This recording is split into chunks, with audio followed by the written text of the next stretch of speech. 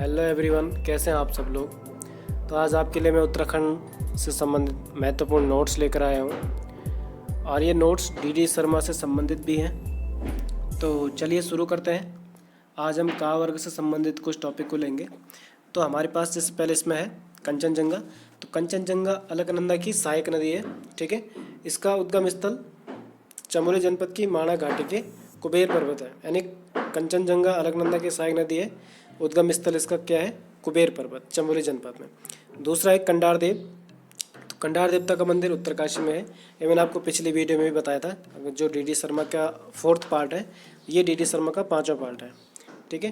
तो नेक्स्ट अगला है कंसमर्दिनी पीठ। तो कंसमर्दिनी के मंदिर वैसे लगभग गढ़वाल में हर जगह है, लेकिन जो इसका पीठ है, देवी पीठ है, ये पौड़ी नगर में, पौड़ी के श्रीनगर में है। अगला है कठनिया देव। तो ये कठनिया देव जो देवस्थल है, ये पिथौरागढ़ में है, ठीक है। और एक काली और कटपानी के संगम, तालेश्वर के संगम पर स्थित है। तो अगला टॉपिक है कठैतगर्दी। तो कठैतगर्दी जिस प्रकार कुमाऊं के इतिहास में गैड़ा पिता के पुत्रों के अत्याचारों को गैड़ागर्दी के नाम से जाना जाता है, उसी प्रकार गढ़वाल के इतिहास में भी 5 भाई कठैतों को पंच भैया कठैत भी बोलते हैं इसको, ठीक है। तो उनके द्वारा जो अत्याचार किए गए थे पंवार वंश के शासनकाल में, इसे कठैतगर्दी कहा जाता है। अगला टॉपिक है कपकोट। तो कपकोट बागेश्वर में स्थित है। दियोली पर्वत के पदतल में सरयू एवं खीर गंगा के संगम पर स्थित है। सरयू एवं खीर गंगा, ठीक है, बागेश्वर में। अगला है कफरकोट। तो कपकोट का है बागेश्वर में, और कफरकोट कहाँ पे है? अल्मोड़ा में। अल्मोड़ा पिथौरागढ़ मोटर मार्ग पर, ठीक है, पेटसाल में स्थित है। यानी कफरकोट अल्मोड़ा में और कपकोट बागेश्वर में। इसके नीचे पूना नामक पहाड़ी नदी भी प्रवाहित होती है यहाँ पे।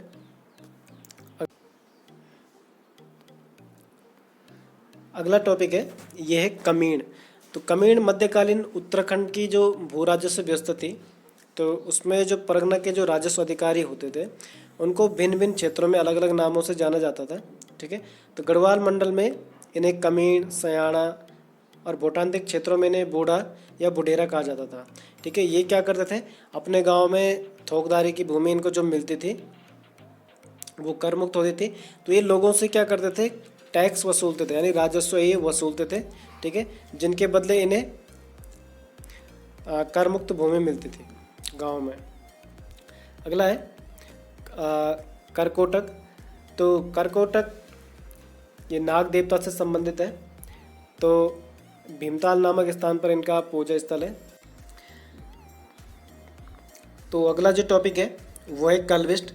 तो कलविष्ट दोस्तों, ये कुमाऊं में जो लोक देवता होते हैं, ठीक है, उनके समान ही इसकी पूजा भी की जाती है वर्तमान में।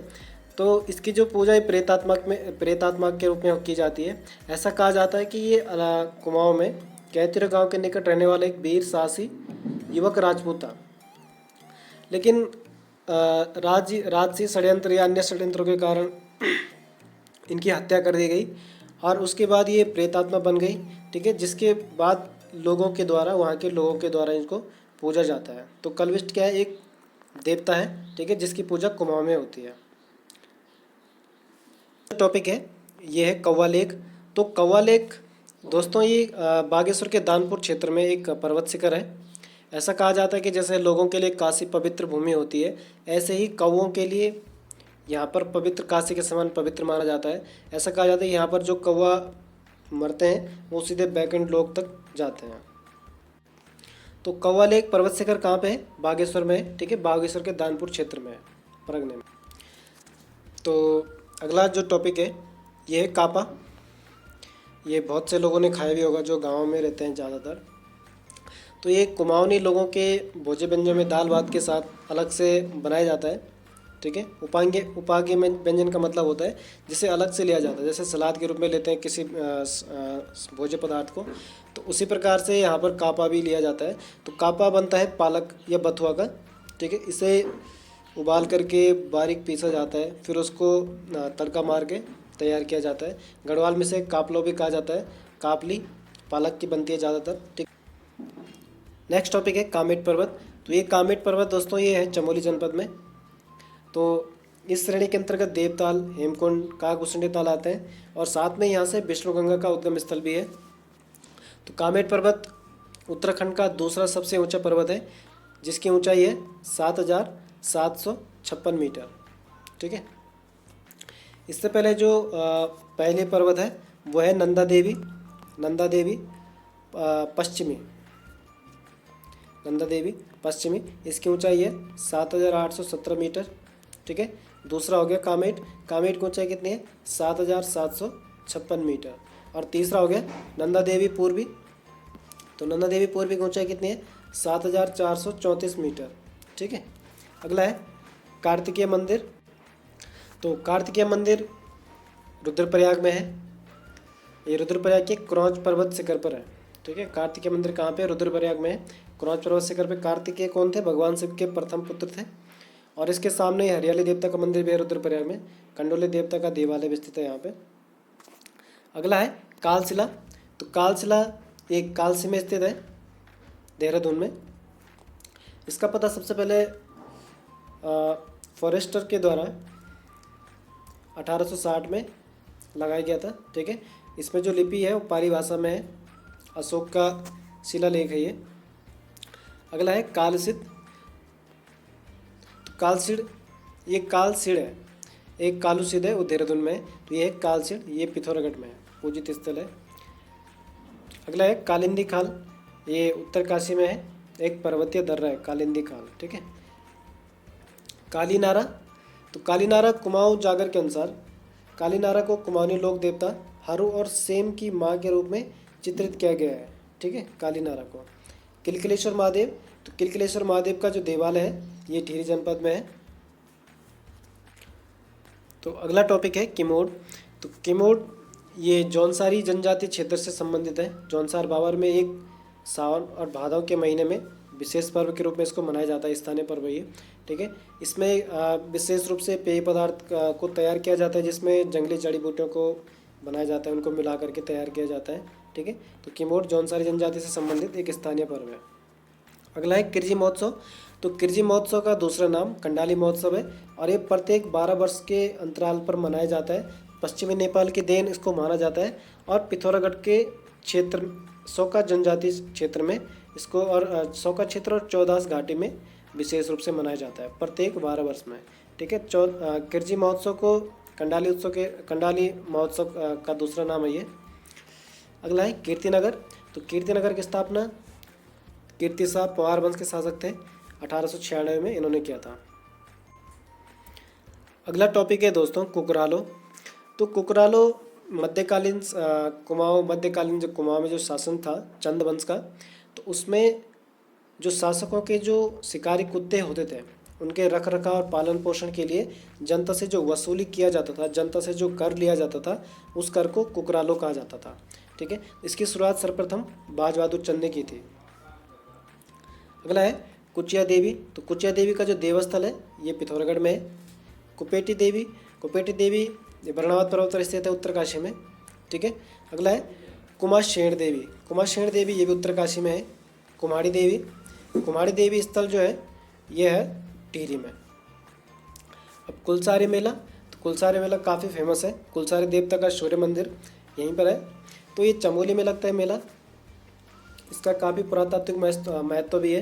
तो ये मंदिर पिंडा नदी के किनारे स्थित है। ठीक है, इसमें भगवान शिव की गोल आकृति की मूर्ति है। तो कुलसारी मेला कहाँ पे लगता है? चमोली में लगता है। अगला है कुसमांडा देवी। तो कुसमांडा देवी का जो देवस्थल है ये रुद्रप्रयाग में है और ये एकमात्र स्थल है उत्तराखंड का। तो कैंची धाम उत्तराखंड का बहुत ही फेमस पर्यटक स्थल भी है, आस्था का केंद्र भी है।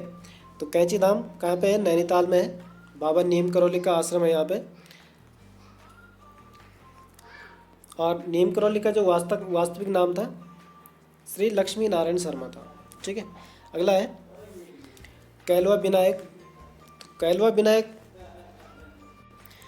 नंदराजा तंत्र के मध्य में पड़ने वाला एक स्थल है, चमोली में पड़ता है ये। ठीक है, तो यहाँ पे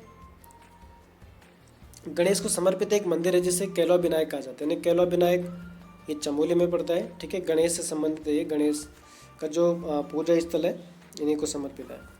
अगला है कोकिला देवी। तो कोकिला देवी का जो मंदिर है ये पिथौरागढ़ में है, छिपला केदार क्षेत्र में। छिपला केदार क्षेत्र का ये पहला पड़ाव है यहाँ पे कोकिला देवी का।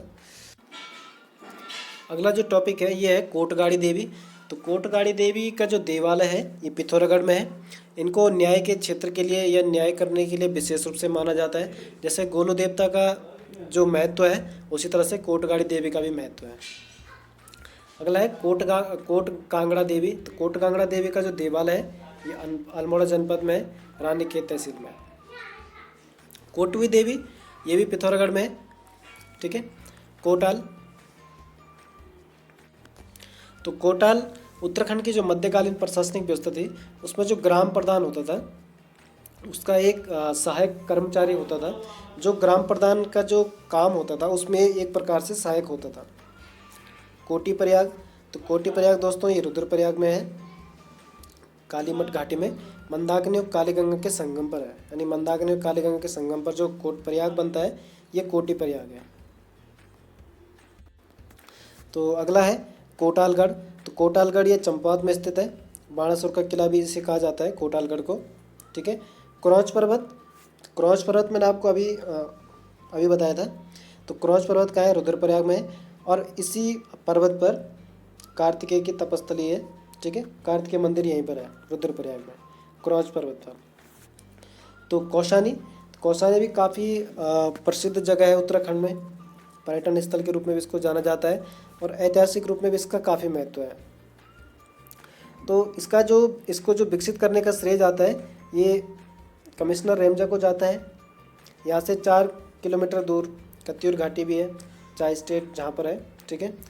और इसे कुमाऊं का दार्जिलिंग कहा जाता है। तो आई होप दोस्तों आपको ये वीडियो अच्छा लगा हो।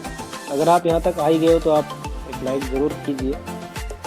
तो अपने दोस्तों तक भी इसको शेयर कीजिए इस वीडियो को। मैं आपको जल्दी ही नए अपडेट्स के साथ मिलूँगा। धन्यवाद। जय हिंद।